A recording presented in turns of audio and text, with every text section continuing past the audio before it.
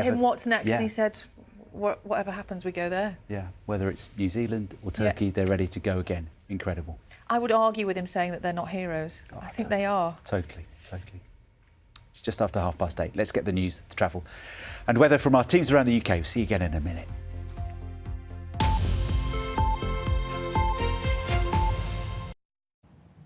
Hello there, good morning. The row about teachers' pay is ramping up as EIS members prepare to strike in the constituencies of key politicians like the First Minister, Nicola Sturgeon, and the Education Secretary.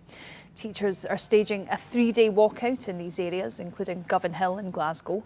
Over the next 2 months, these schools are facing a total of 10 days of walkouts, whereas schools in the rest of Scotland will face 4. The Education Secretary has written an open letter highlighting what support is available to pupils during the dispute. MSPs are to question prison bosses later about how transgender criminals are housed. The Chief Executive of the Scottish Prison Service will face MSPs at Holyrood's Criminal Justice Committee alongside the Justice Secretary, Keith Brown. The session follows a row over Isla Bryson, a rapist who was initially sent to a women's prison. The daughter of a teacher who abused the broadcaster Nicky Campbell and others at a top Edinburgh school has told a BBC podcast she can't bear that she shares his DNA. Jenny Pearson's father, Hamish Dawson, was a teacher at Edinburgh Academy. She learnt of his abuse through the BBC podcast Different, which is presented by Nicky Campbell, a former pupil at the school. She's now spoken out about her father, something its presenter is grateful for. We're all confronting our past, and I think that she has helped so many people, because there are many people in that situation, aren't there? With their parents, with their father, but to find out all that stuff, she has dealt with it with, it's difficult, but she's dealt with it with such grace. And I'll never forget my conversation with her, and I'll never be able to enough express my gratitude. And you can see more from that interview tonight on the 9 on the BBC Scotland channel. But for now, let's take a look at your weather forecast. Here's Christine. Good morning to you. It's a wet start across much of eastern Scotland.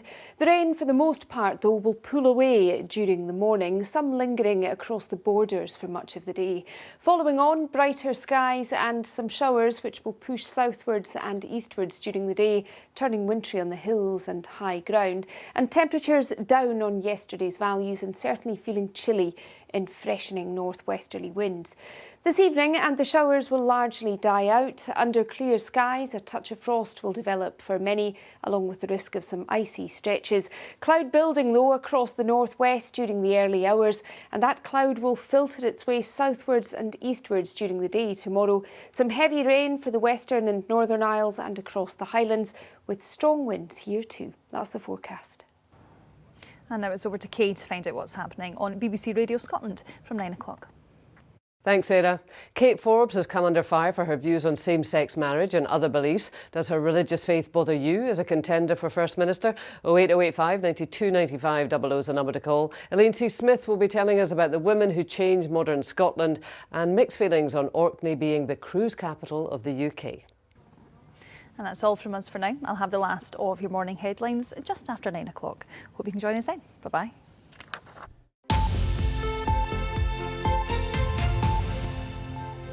Good morning. This is Breakfast with John Kay and Sally Nugent. Just after 8:30, and if you're going to the shops this morning, good luck. Good luck. The supermarkets might look a bit different because Asda and Morrison's are introducing restrictions on the amount of fruit and veg that we can buy. Yeah. There is a shortage in some products, including salad, peppers and tomatoes.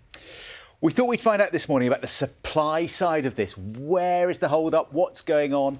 Ben's gone to a wholesale market in London for us this morning, where you've got plenty there, Ben, but it's a very different picture, isn't it, on the supermarket shelves for the rest of us?